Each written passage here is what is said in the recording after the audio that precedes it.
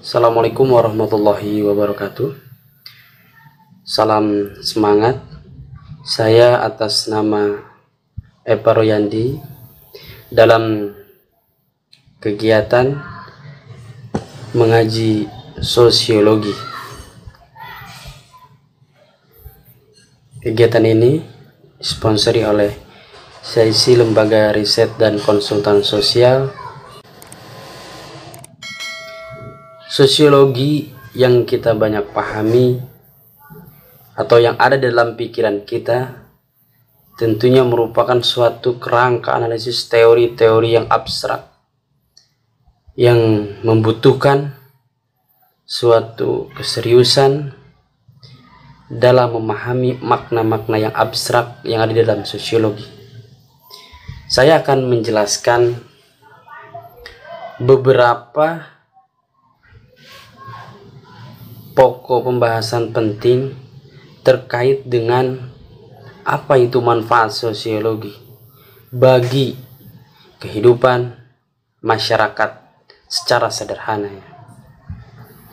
Sosiologi bukan hanya diperuntukkan bagi suatu riset-riset atau kepentingan-kepentingan pendidikan, atau juga bisa dijadikan kepentingan untuk mengeluarkan suatu kebijakan-kebijakan dari hasil riset yang dilakukan baik oleh para peneliti sosiologi maupun oleh para mahasiswa yang mengambil jurusan sosiologi. Sosiologi secara sederhananya sebetulnya dapat dipahami oleh seluruh lapisan masyarakat dan dapat dijadikan suatu pelajaran atau diambil hikmah di dalamnya. Karena bagaimanapun kita sebagai manusia adalah makhluk sosial yang membutuhkan interaksi. Contohnya pada masa COVID-19 ini betul-betul sosiologis banget, di mana interaksi yang awalnya kita masyarakat Indonesia misalnya terbiasa dengan bertemu setelah puasa atau pas ketika lebaran, bertemu dengan keluarga, dengan tetangga. Tetapi saat ini adanya COVID-19 merubah semua struktur masyarakat. Awalnya interaksi secara langsung, tatap muka, sekarang menjadi interaksi virtual dengan media sosial. Bahkan ada yang tidak tahan dengan sistem interaksi virtual ini. Akhirnya mereka melakukan suatu interaksi secara langsung, pulang kampung, mudik. Bahkan kalau lihat fenomena-fenomena sosial di kampung dengan adanya COVID-19 ini, meskipun oleh para tokoh, baik tokoh agama, tokoh pemerintah, setiap hari dilakukan suatu sosialisasi tentang COVID-19, tetapi tetap saja mereka melakukan salaman, melakukan ngobrol, seolah-olah tidak ada sesuatu yang serius terjadi. Ini luar biasa. Jadi pertama, sosiologi dapat kita gunakan untuk memahami interaksi masyarakat, dan masyarakat bisa menggunakannya. Interaksi tersebut mau dijadikan seperti apa interaksi? Coba kita lihat dalam perspektif sosiologis. Masyarakat dalam perspektif sosiologis, misalnya kita definisikan masyarakat dalam perspektif struktural fungsional atau Emil Durkheim, tokoh Emil Durkheim. Struktural fungsional itu apa sih? Struktural fungsional itu secara sederhananya keseimbangan, bahwa pada dasarnya kelompok, masyarakat, misal keluarga, itu adalah pada dasarnya keseimbangan. Ada keseimbangan di situ. Karena masyarakat, keluarga, kelompok, di situ ada individu-individu yang berkumpul. Individu-individu tersebut sejak lahir, sejak kecil, dia sudah melakukan suatu proses sosialisasi, mempelajari nilai-nilai dan norma-norma, sehingga menjadi suatu bentuk kelakuan, sikap, sistem valuan nilai atau nilai sosial budaya di situ, sehingga menjadi suatu perilaku, tindakan yang dilakukan oleh individu yang ada di keluarga tersebut. Contohnya keluarga Jawa, keluarga Sunda, keluarga Minang, keluarga di Papua, itu pasti berbeda cara interaksinya dalam mengeluarkan kebiasaan-kebiasaan budaya, tradisi-tradisinya. Itu pastinya akan berbeda. Itu dalam memahami masyarakat. Yang kedua, misalnya kita memahami masyarakat secara perspektif konflik. Bagaimana kita memahami dalam perspektif konflik? Memahami masyarakat. Konflik memahami bahwa setiap individu atau setiap anggota masyarakat memiliki kepentingan dalam memperoleh tujuannya. Jadi setiap masyarakat atau setiap anggota masyarakat itu memiliki suatu kepentingan untuk memperoleh tujuannya. Setiap individu-individu yang ada di masyarakat itu memiliki kepentingan. Sehingga dari kepentingan tersebut, perbedaan-perbedaan kepentingan tersebut itu memunculkan suatu konflik sosial, ekonomi, budaya, dan politik.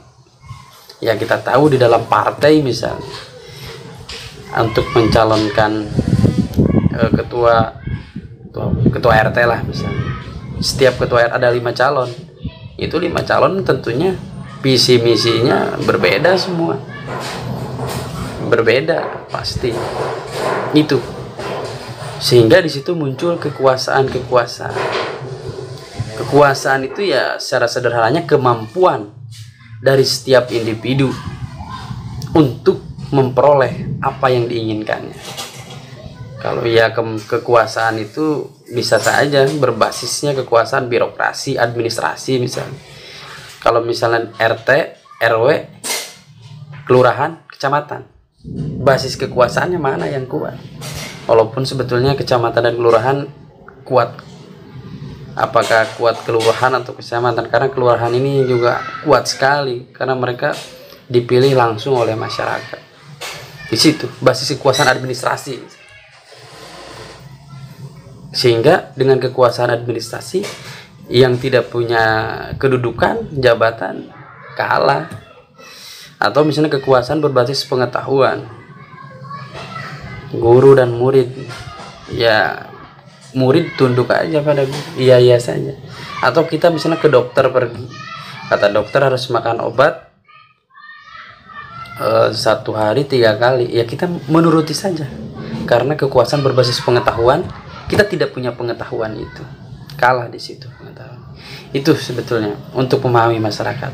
Jadi secara sosiologis, kegunaan sosiologis atau manfaat sosiologis bagi setiap masyarakat atau bagi setiap individu sebagai anggota masyarakat bisa memahami masyarakat itu sendiri. Akhirnya apa tujuannya? Bisa menyesuaikan dengan masyarakat yang berbeda-beda budaya, kultur, politik, sosial. Ketika misalnya saya pergi ke Jawa, saya menyesuaikan dengan masyarakat Jawa. Kenapa? Karena saya sudah bisa memahami bahwa masyarakat Jawa ini seperti ini. Masyarakat Sunda ini ya lembut seperti ini. Sehingga ketika kita datang ke situ, ya kita harus menyesuaikannya dengan apa kultur yang sudah ada di situ. Seperti itu. Jadi tergantung kita memahami masyarakat, mau perspektif konflik atau kita mau equilibrium atau keseimbangan di sini. Yang kedua, manfaat dari sosiologis bisa digunakan kerangka analisisnya ini, teori-teori sosiologis ini kepada hal-hal yang sederhana. Misalnya, kita mungkin sebagai anggota masyarakat tidak bisa lepas dari ekonomi. kita bisa bangun ekonomi ini. Ekonomi ini berbasis, apakah mau kita bangun berbasiskan moral atau berbasiskan rasional? Ekonomi alternatif misalnya, ekonomi pasar. Jadi kita mau berbasiskan ekonomi moral atau mau berbasiskan ekonomi pasar? Itu di situ bisa kita analisis sebagai individu, bisa kita gunakan. Kita bisa lihat ke depannya ini masyarakat ini bisa kita bedakan. Oh, daerah ini ekonominya berbasiskan moral, kekeluargaan, subsisten. Banyak sekali hasil produk-produk rumahan di situ yang dibeli secara kekeluargaan. Tapi kalau misalnya di daerah satu lagi, ini ekonominya berbasiskan pasar. Nah, di situ kita bisa menerapkan kira-kira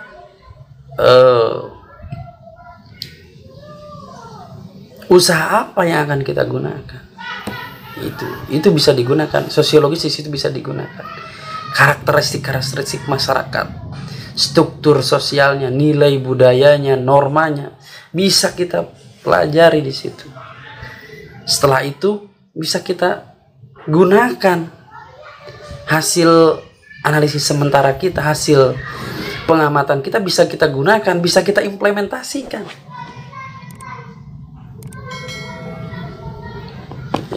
Sehingga kalau misalnya lihat para pedagang-pedagang di kampung, sebetulnya udah sosiologis. Mereka tahu karakter masyarakat ini, karakternya begini.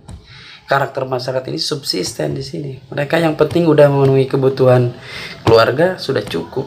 Nah, sehingga ekonominya bisa digerakkan ke arah moral, misalnya subsisten, pendekatan yang dilakukan. Kalau misalnya masyarakat ini adalah ekonominya moral, subsisten, di situ banyak interaksi sistem kekeluargaannya. Terus kita datang ke situ menerapkan ekonomi pasar, menawarkan, itu akan sulit. Akan sulit oleh masyarakat itu terima. Atau misalnya kita datang ke situ, di situ ada budaya Islamnya kuat, kita melakukan pendekatan dengan budaya Islamnya, wah itu bisa, tapi butuh waktu lama. Yang ketiga, kita bisa mengkaji masalah-masalah sosial. Jadi manfaat sosiologis, masyarakat bisa melakukan mengkaji masalah-masalah sosial. Apalagi di masa COVID-19 ini, peran RT, peran RW, peran kelurahan, kecamatan, kota, kabupaten, provinsi, bahkan negara Indonesia. Di sini sangat luar biasa, terutama masalah kemiskinan. Bagaimana mengatasi kemiskinan? Jadi peran sosiologis bisa digunakan di sini. Bagaimana pendekatan sosiologis bisa dilakukan dalam pemecahan masalah yang terjadi. Misalnya kita belajar dari pendekatan konflik. Adanya konflik antar RT, antar RW misalnya, atau konflik di dalam RT misalnya sendiri, karena yang keluarga satu kebagian beras, keluarga satu tidak kebagian. Kenapa? Nah, di situ bisa bagaimana misalnya sebagai RT mengamati selama ini hasil pengamatannya masyarakat di sini, lakukan suatu pendekatan, lakukan suatu penjelasan, lakukan suatu interaksi. Di situ bisa bermanfaat sosiologi dan memberikan suatu solusi. Bagaimana solusinya agar mereka mendapatkan bantuan? Bisa dari jalur lain, bisa dari kartu prakerja, bisa bantuan dari kota, bisa bantuan gubernur, bisa bantuan presiden, bisa PKH di situ. Itu dan bisa aktif. RT RW itu bisa aktif langsung berkomunikasi dalam mengamati pengamatan masalah di lapangan.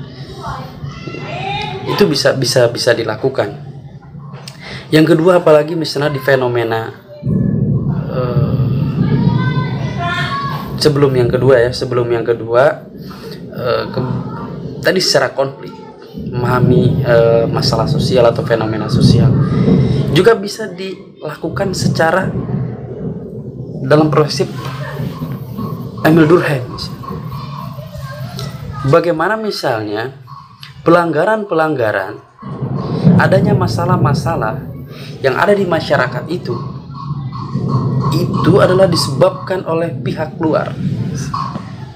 Dalam arti begini, jadi perilaku-perilaku